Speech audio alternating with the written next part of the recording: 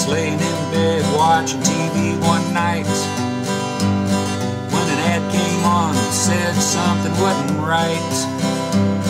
It said she was ready for some action, but I couldn't give her no satisfaction, and I shouldn't be watching TV that night.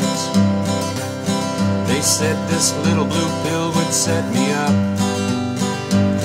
make me stand so tall and all kinds of stuff. It would make me young and frisky again. I would have a ball and have a bigger grin.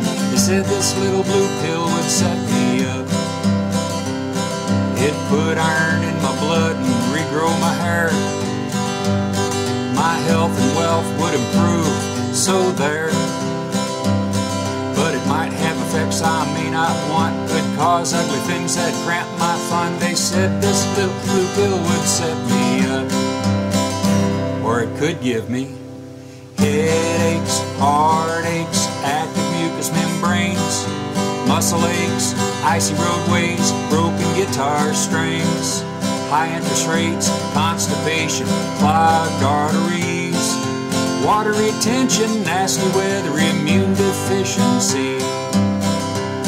They said this little blue pill would set me up, make me stand so tall and all kinds of stuff.